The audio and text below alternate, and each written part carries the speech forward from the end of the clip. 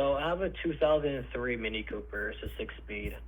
And only recently the problem started getting really bad. But after I drive for a good amount of time, 30, 40 minutes, I'm pressing on the gas pedal, right? And I changed the throttle body and the gas pedal. And I thought it would fix the issue, but it didn't fix it. So when I'm pressing on the gas pedal, it would accelerate. And out of nowhere, the revs would just go down all the way into an idle. And my foot is still on the gas, and all of a sudden it will just kick back, and then the car will, and then RPM gauge will go up again, and then it will ding. And it happens every 2 seconds sometimes.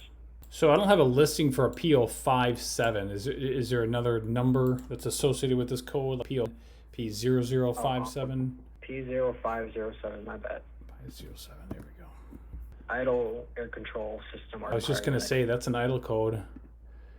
I don't have much information for this. Oh my goodness. Figures. Oh wait, here it is. Monitor strategy description. Monitoring of engine speed deviation from idle. Speed set point. Actual threshold 200. So probably if it goes above or below a certain threshold of 200 RPM. Secondary parameter. Idle speed controller VBAT, which is battery voltage. Vehicle speed, time since idle speed state is active. Coolant temperature, mass airflow sensor, relative flow from canister purge valve. I think that's the only thing that the manufacturer gives us to work with. Well, that's fantastic. So basically, it's an idle code is all it is. So the code doesn't really come on when the problem happens. Right. Like, I'll probably have to pull it on maybe once or twice a month, but that's just random stuff, not really when I'm driving the car. So let me ask you this. You said you replaced the throttle body? And what else did you replace for this? I replaced the gas pedal itself, the throttle position sensor. Have you had the intake system smoke tested for vacuum leaks using a smoke machine? No. Let's see here. A lot of times what we do is before we replace the throttle body or the APP sensor, we always check for vacuum leaks. Vacuum leaks are insanely common. They're incredibly common, and we're always fixing this vacuum leak, replacing that vacuum hose or line, intake manifold, gasket, stuff like that. So before, because I'm sure the throttle body wasn't cheap, was it? Not really. It's not $80, but it's kind of common. It was only $80? Oh, that's not bad, but it didn't take care of it. All right, so I would recommend to get the intake system smoke tested using a smoke machine. Well, like, what if vacuum leak even cause a problem like that? Because it's kind of weird. So let me ask you this. Do you know if the vehicle has a mass airflow sensor? Yes. It does? Or does it have a mass sensor? I've inspected it, and I've cleaned it a couple times. So it goes right in the air intake snorkel. It measures air coming into the engine? Correct. Is this thing supercharged? Oh, I got the wrong one pulled up here. That's why. Hang on. I think I got the non-supercharged pulled up. I bet you that's what's going on here. Oops, my mistake. All right, let's try this again. P0507. Oh, look at that. We got more information. Here's actually this. High idle code. This particular one, oh, look at this. High idle code, P0507. Check for vacuum leaks with smoke machine / carb cleaner found intake manifold gasket leaking. Replaced intake manifold vacuum. Or I'm sorry, replaced intake manifold gasket. So that's a confirmed fix, a real world case study, confirmed fix causing this P0507. So let's go back to your other question. Or I'm sorry, it was actually my question. We were talking about the mass airflow sensor, right? And you said you didn't replace it, you just cleaned it, correct? I'm still showing here. So the thing is, I'm in North Carolina right now. Okay. I'm originally from New York. And my heat shield broke off a couple of days before I took the drive down to North Carolina. And it was perfect. Like, I drove 10 hours, no problem. And I've been here for about, like, almost 2 months already.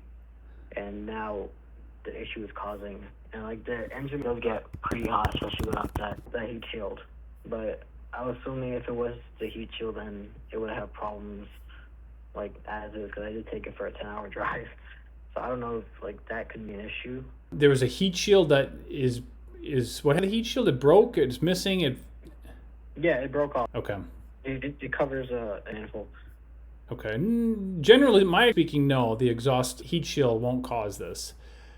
You know, maybe something gets hotter than normal, but, you know, even if that's the case, it would flag a code. Like, let's just say this particular exhaust heat shield that's missing or broke off is now affecting the throttle body. The throttle body is getting hotter than normal, and the new throttle body is still not working because we haven't fixed it. I've never come across that once. I'm not saying that it's not possible. I've seen it. I'm showing this thing has a MAP sensor, MAP, than a mass airflow sensor. Correct, yeah. Oh, okay. All right. Doesn't have a mass airflow sensor. Okay. That answers my question. Because what I was to answer your question earlier, like why would a vacuum leak cause that? If it had a mass airflow sensor, what would happen is if you had like a crack or rip in the air intake snorkel that was after the mass airflow sensor, it can and it will cause a severe lean condition, and it would cause, like when you accelerate. That's the answer to that question, but you don't have when you have a MAP sensor instead. So the only other thing you could do, just reading some stuff here. Oh, maybe you got low fuel pressure. I suppose that's a possibility. Yeah, I did my gas pump gasket before it came down, so maybe it's leaking. I don't. Maybe that could be an issue too. Was the fuel pump was replaced? No, the gasket around it. Okay, but not the one. If it properly or maybe that's my code. So what somebody can do is I think they can plug in with a scan tool, and I think they can monitor the fuel pressure under live data, and then when this happens, they would look at their scan tool, make sure that the fuel pressure is where it needs to be. So when you accelerate, the fuel pressure should significantly go up because there's greater fuel demand, and it might even have an actual fuel pressure parameter and a desired fuel pressure parameter, which means it'll actually it wants it at X, and then the actual should match the desired. But if it doesn't, then something's going on with the fuel system. That could be a weak pump. Yeah. Other than that, the only thing I could recommend is if you check the throttle body readings. It's new, and I know that the sensors new, but you could, as you depress the gas pedal, make sure that it's responding appropriately in the live data in your scan tool. Same thing with the throttle body. Yeah, I've done already, and like the percentages have been going up and down. So, okay. And all right. It's going up it's not hopping around graph. So. Okay. All right. So you have access to a scanner that can read live data. Yeah. Okay. So you'll be able to get a fuel pressure reading. Yeah, I could try doing that, but it's very erratic. Like sometimes it'll go and then. Oh yeah, we got an idle issue. Yeah, we got major vacuum leak. Now that I know that. Yeah. Yeah, sorry, I'm reading some other stuff here. Do you think a crankshaft sensor would cause that or no? Usually not. Okay. It could if it's in coolant or oil. The sensor could be noisy, and then what happens the way it's running. But based on what you're telling me, since the throttle button replaced, the pedal sensor, and you got a rough idle, this tells me you got a vacuum leak.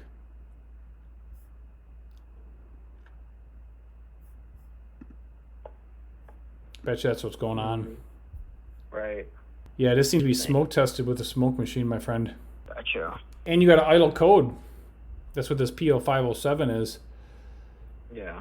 I mean, really bad vacuum leaks, but I've never seen it cause an issue that bad, so I'm wondering if it's something else. I don't know if... Yeah, but hang on, a mechanic, are you? A little bit. Okay. So do you do it for a living? Part-time, a little bit. And how long have you been working on cars? About 4 years now. Okay. So I've been doing this for 20 years, and leaks or air leaks can and will cause a significant idle problem, 100%. And as a matter of fact, like I said earlier, it needs to be done before you replace the throttle body. Let me ask you this: Did you that throttle body when you was there like a relearn? Yeah. Okay. Yeah, something else going on. And what you might want to do: does this thing have plenty of power under a load? What was that? Does it have plenty of power like when you accelerate? Yeah, I have those cigarette meters on it, and I want on the gas, and the alternator is spinning. It usually goes with like 13.5 to 14. No, I'm sorry. I'm not talking about electrical power. I'm just talking about like plenty of grip and go. Like if you have power under like wide open. Like in gear? Gear, accelerate 0 to 60. Yeah. Okay, it's got power, right? Yeah. Okay. So it tells me that the rest of the engine itself is probably put together just fine. I don't have a timing issue. We don't have a compression problem. We don't have restricted exhaust, is what it sounds like. You can measure engine vacuum. That's different than checking vacuum leaks. You can measure engine vacuum with a handheld vacuum gauge. Make sure the engine's breathing good. should be at about 19 inches of solid, steady vacuum. Okay. But if all checks out good and it's just the idle, then it would suggest, again, we're back to vacuum leak. Gotcha. I wonder if this purge valve is leaking. Have you checked the purge valve? No. I bought a new one, but I haven't put it in yet. You might be able to just clamp off the purge valve and just see if there's any improvement. If I just clamp it off and kind of restrict, maybe the RPMs would stay constant. Like, is that like a? Well, yeah, you just take it away. So in other words, if it was, let's just say it's stuck open, I mean, you would flag rich codes or lean codes, or it would mess with the fuel trims significantly. But I would just, somehow, without hose going to or from it, just clamp it off or remove it and just see if there's any improvement on the idle. That's a good idea. Yeah. Or should I just put in a new one and see? It's up to you. You can do whatever you want.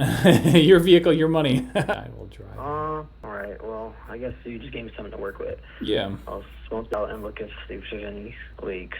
And just make sure you don't have I know we talked about low voltage, to make sure that we don't have low components inside the vehicle or under the hood, we're not the 5-volt reference or the fuses inside the vehicle. Make sure we don't have low voltage of a bad ignition switch or anything like that. Right. And then you're welcome to run some tests or checks and reply back and let me know what you find. All right, I appreciate that. Thank you so much. You bet, my friend. Any other questions while we're on the phone? I think that'll be it for now. All right, sounds good. Well, good luck and let me know what you find, okay? We'll do it again, man. All right, you bet. You're welcome. Bye-bye. Bye-bye.